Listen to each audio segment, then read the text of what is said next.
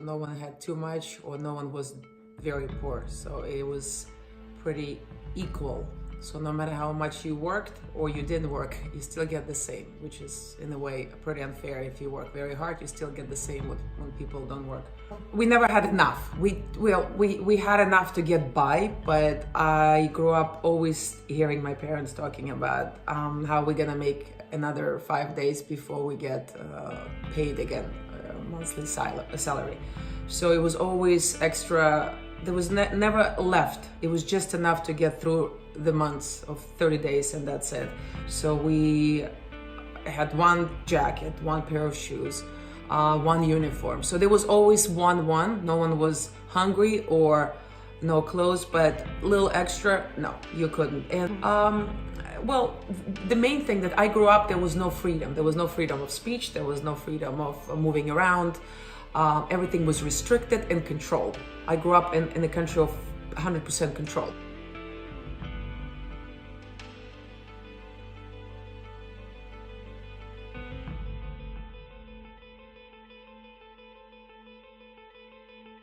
Only very selected had a real opportunity to have a better life, like athletes and maybe some scientists. Everyone else, it was the same. You just couldn't have anything better than your neighbor.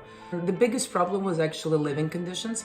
For example, I lived, it's a tiny apartment in a high-rise building where everybody's crammed together, like in one bedroom or sometimes even studio.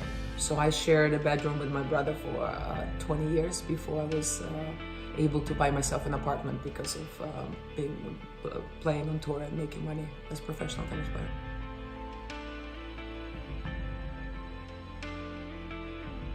When I was 11, I knew that if I don't become successful in tennis, I will have the life that my parents have or everyone else has. Pretty much nothing. The same tiny apartment, the same job where you get paid the same. And so I knew sport would give me something that very few people in the country that I lived could afford and could have. I got lucky because I got free tennis education. I was selected into a very competitive program, and everything was paid by the state, basically. So as long as I kept up with the requirements and was improving and producing results, the state paid for it.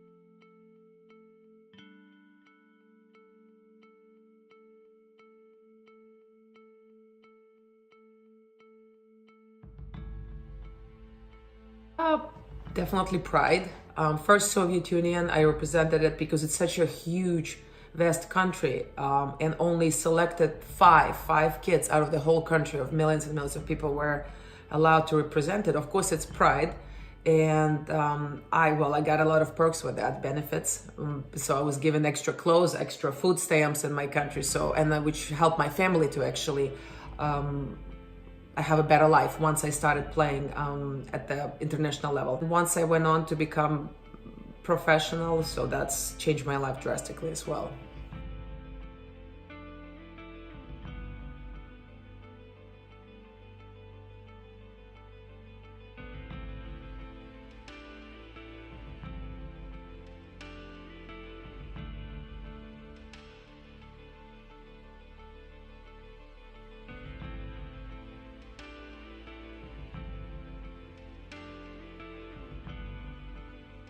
It's different. Even the country that I go visit now, it's not the country that I grew up in. It's different. Now it's Ukraine. Ukraine used to be part of the Soviet Union. That country doesn't exist anymore. It fell apart in, I believe, 1991 when I was 17, and Ukraine became independent. So I went on to represent Ukraine in the Olympic Games and playing other tournaments. But no, I cannot imagine living there because this is not what I remember as a child. I will never fully consider myself American. This is my home, but this is not my motherland or whatever you want to call it. This is not the place where I was born. So I will never, no matter how many years I live, I love this country, but I don't feel fully American. I just don't understand a lot of things here. I remember when I was 14 and the first time I saw a can of Coke.